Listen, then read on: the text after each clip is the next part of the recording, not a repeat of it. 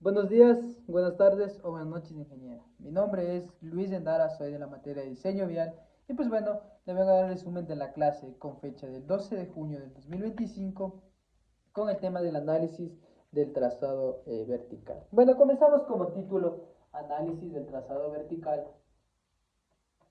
Análisis trazado vertical.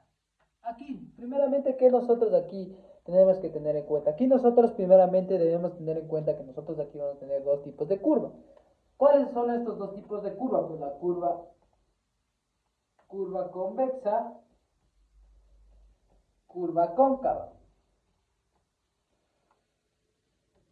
¿Qué es importante aquí nosotros que debemos hacer? El tipo de curva, como bien lo dice. Entonces, ¿cómo es una curva convexa? La curva convexa va a ser así y la curva cóncava va a ser así. Entonces, una vez es importante que nosotros también analicemos la forma que tiene la curva. Es sumamente importante eso para determinar si es una curva cóncava o convexa.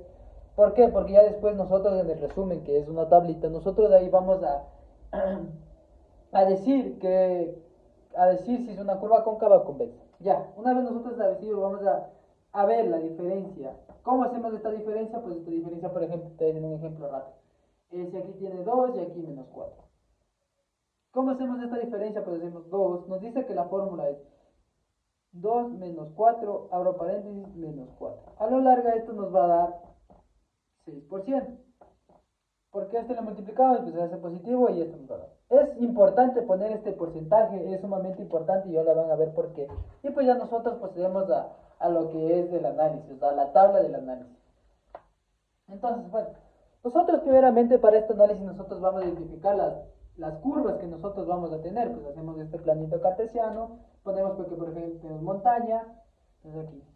Entonces aquí nosotros vamos a identificar, entonces aquí nosotros vamos a identificar, por ejemplo aquí tenemos una curva y una curva.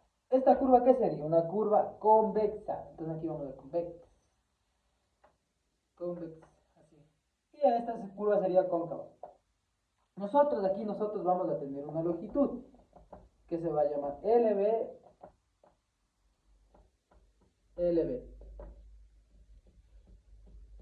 Entonces va a ser esa longitud correspondiente que después de esta longitud es sumamente importante para nosotros poder determinar el K real.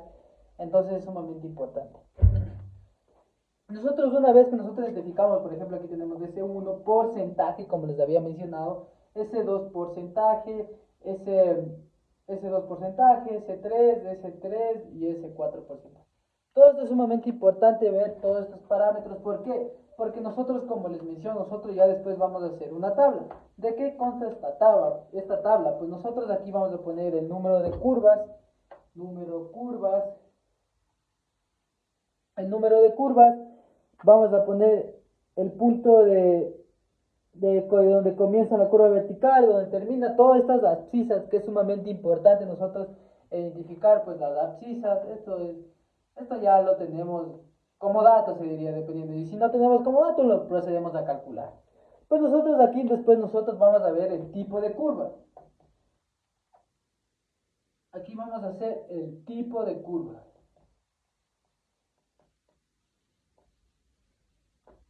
Aquí nosotros vamos a identificar el tipo de curva y pues es sumamente importante, como les digo, identificar el tipo de si es convexa o cóncava. Entonces, ¿qué vamos a hacer después? Nosotros vamos a poner S1, como lo había mencionado, como es S1, S2 y S1. Entonces aquí ponemos los valores que por ejemplo pusimos en el anterior 2 y aquí menos 4. Es importantísimo poner con los menos. Entonces ya después vamos a proceder. Es importantísimo poner con los signos. Aquí está menos 4, no sé si se ve. Sí, aquí está menos 4. Voy a aclarar para que no. Entonces ahí está menos 4. Es importante poner con los signos que te dé. Y pues lo siguiente que vamos a poner es la longitud de LB. Para la longitud de LB este ejercicio le vamos a poner 60. Después lo que vamos a hacer nosotros, lo que vamos a hacer siguiente es de calcular el K real. ¿Qué es este K real y cómo se calcula? Pues este K real, ¿cómo se calcula? Se calcula mediante esta fórmula. LB sobre S1 menos S2. Es sumamente importante que nosotros aclaremos esto Es que aclaremos, sí, que aclaremos, entonces es sumamente importante. Con esta longitud nosotros vamos a trabajar. Entonces, con esta le sacamos el K real. Después, nosotros vamos a identificar un K mínimo. ¿De dónde sale este K mínimo? Pues este K mínimo sale de las tablas del diseño geométrico del MOP del 2003. Y pues es sumamente importante que nosotros guiémonos de las tablas, porque nosotros también tenemos que después nosotros hacer las conclusiones, pues de las conclusiones van a ser las siguientes. Entonces nosotros aquí vamos a poner conclusiones. Conclusiones. Dependiendo lo que nos salga el K real aquí. Entonces nosotros vamos a buscar, por ejemplo, nos sale un valor y vamos a buscar si este cumple o no cumple. Entonces si cumple, nosotros vamos a poner cumple. Si no cumple, vamos a poner no cumple. Entonces es importante sacar el K real. Y pues ir identificando el K mínimo con las tablitas que nosotros tenemos del MOB 2003, del MTO. Eso es sumamente importante identificar esto y pues ahora vamos a proceder con el cálculo de ejes, de ejes equivalentes. Bueno, después nosotros vamos a tener esto del cálculo de ejes equivalentes, pues los vamos a hacer a continuación, lo borramos.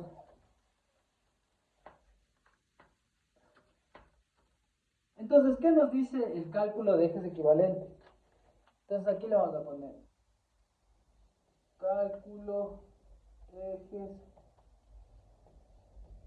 equivalentes.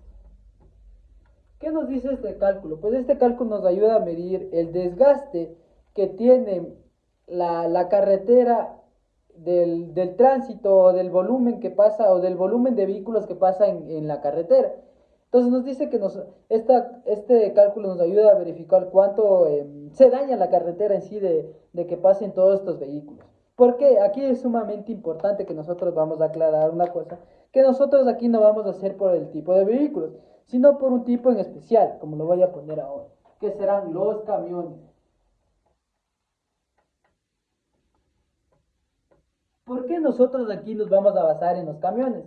Porque en los camiones tenemos como una reglita, se diría. Entonces nosotros tenemos en primer lugar, la bicicleta no causa nada de daño. El vehículo causa un poco de daño y pues los camiones causan muchísimo daño. Entonces por eso nosotros los vamos a hacer en los camiones. Igualmente porque los camiones también se pueden medir en toneladas, son toneladas, como es obvio, entonces son toneladas. Entonces eso. Cuando un camión está cargado, entonces la vía se daña muchísimo. Entonces por eso nosotros vamos a hacer este cálculo de ejes equivalentes. Entonces nos dice que también es el Exal. ¿Qué es el Exal? Exal. Nosotros vamos a decir que es un eje simple con rueda doble. ¿Qué es esto? Pues lo voy a dibujar aquí. Digamos que ese es mi cómo es, aquí está este y pues este. Aquí nosotros vamos a tener rueda doble.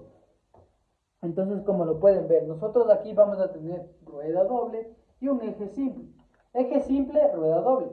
Eje simple. Entonces aquí sería un eje simple y pues rueda doble. Entonces ese es un momento. Aquí sería eje simple, rueda doble y eje simple, simple.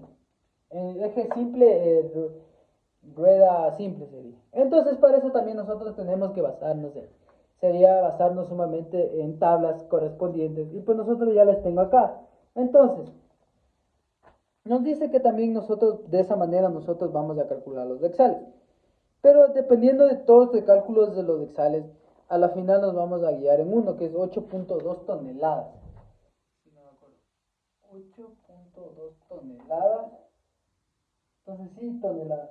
Este es el equivalente a más o menos que digamos. Pero no siempre vamos a tener esta condición. Vamos a tener un trident, un modem. Entonces es sumamente importante analizarlo en tablas porque la tabla también del diseño del MOP 2003 te va a dar condiciones y los pesos porque tú tienes que calcular los Excel. Porque nos dice los Excel.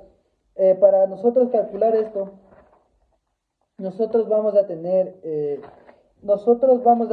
una fórmula que es la siguiente, les voy a leer.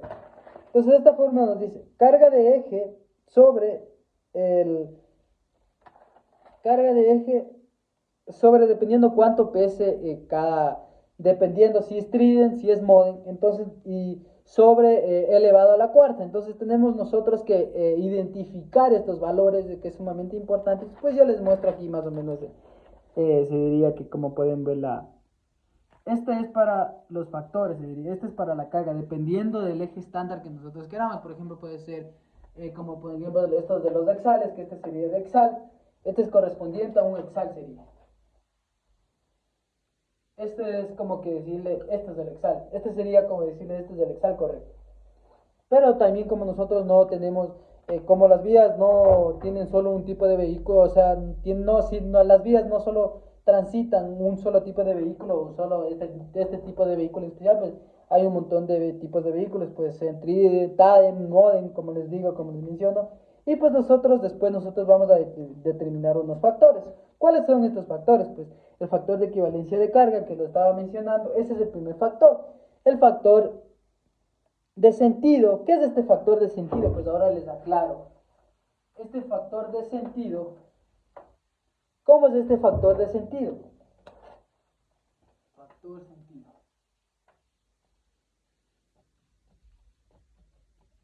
Nos dice que para nosotros, si tenemos dos carriles, esto va a ser 50 y 50.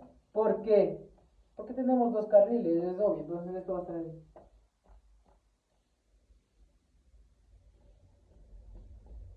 Entonces aquí va a ser 50% y 50%.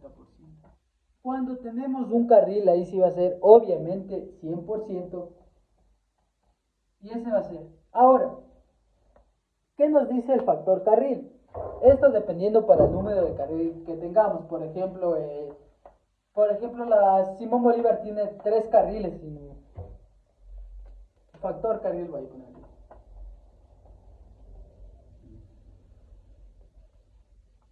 Factor carril. Tiene 1, 2, 3, 4.